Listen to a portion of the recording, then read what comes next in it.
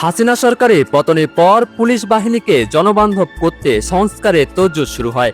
সেই সংস্কারের প্রথম ধাপ হিসেবে তড়িঘড়ি করে পরিবর্তন করা হয় পুলিশের দীর্ঘদিনের পরিচিত ইউনিফর্ম। কিন্তু সেই নতুন পোশাক ঘিরেই এখন দানা বেঁধেছে শত কোটি টাকার দুর্নীতির পাহাড়। অভিযোগ উঠেছে সংস্কারের দোহাই দিয়ে আসলে একটি নির্দিষ্ট সিন্ডিকেটকে সুবিধা দিতেই এই অপরিকল্পিত আয়োজন, যার খেসারত দিচ্ছে রাষ্ট্রীয় কোষাগার আর মাঠ পর্যায়ের সাধারণ পুলিশ সদস্যরা। বিপুল অর্থ ব্যয়ে কেনা এই নতুন ইউনিফর্ম নিয়ে খোদ পুলিশ বাহিনীর ভেতরেই বইছে তীব্র অসন্তোষের ঝড়। বাংলাদেশ পুলিশ সার্ভিস অ্যাসোসিয়েশন স্পষ্ট জানিয়ে দিয়েছে, এই পোশাকের রং বা নকশা নয়, বরং সদস্যদের মতামত ও দেশের আবহাওয়াকে উপেক্ষা করা হয়েছে। মাঠ পর্যায়ে 90% পুলিশ সদস্যই এই মানহীন পোশাক প্রত্যাখ্যান করছেন। তাদের দাবি, অন্য বাহিনীর সাথে হুবহু সাদৃশ্য থাকায় এখন পুলিশকে চেনাই দায় হয়ে পড়েছে। ঐতিহ্য আর পেশাদারিত্বের প্রতীক বিসর্জন দিয়ে কেন এই আত্মঘাতী সিদ্ধান্ত, সেই প্রশ্ন এখন সদর দপ্তরে দেয়ালে দেয়ালে। পোশাকের মান নিয়ে ল্যাব টেস্টের রিপোর্ট যেন আগুনে ঘি ঢেলেছে। নোমান গ্রুপের সরবরাহ করা কাপড়ে ধরা পড়েছে চরম জালিয়াতি।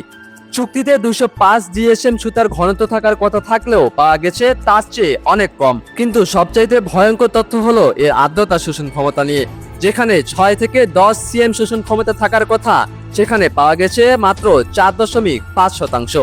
অর্থাৎ রোদে পুড়ে বা গরমে ডিউটি করার সময় এই কাপড় ঘাম শুষবে না, বরং পুলিশ সদস্যদের জন্য তৈরি করবে চরম শারীরিক অস্বস্তি। কাপড়ের ঘনত্ব কমিয়ে দিয়ে শত কোটি টাকার কাজ ভাগিয়ে নিয়ে তবে কি সিন্ডিকেট মেতেছে সরকারি টাকা লুটের উৎসবে? অর্থনীতির এই সংকটকালে প্রায় শত কোটি টাকা ব্যয় কেনা এই কাপড় এখন বাতিলের খাতায় পড়ার উপক্রম। পুলিশ সার্ভিস অ্যাসোসিয়েশন বলছে, এই বিপুল অর্থ অপচয় না করে থানার আধুনিকায়ন বা লজিস্টিক্স সাপোর্টে ব্যয় করা অনেক বেশি যুক্তিযুক্ত ছিল। কাপড় সরবরাহকারী প্রতিষ্ঠান দায় এড়াতে চাইলেও সাধারণ মানুষের মনে প্রশ্ন একটাই, পুলিশের ইউনিফর্ম কি তবেই রমরমা ব্যবসা? সংস্কারের নামে এই যে কোটি কোটি টাকা চলে গেল, এর দায়ভারই বা নেবে কে? শেষমেশ কি তবে সেই পুরনো পোশাকেই ফিরতে হচ্ছে এই বাহিনীকে, নাকি সিন্ডিকেটের পকেট ভারী করতেই বারবার চলবে এমন জনস্বার্থ বিরোধী এক্সপেরিমেন্ট?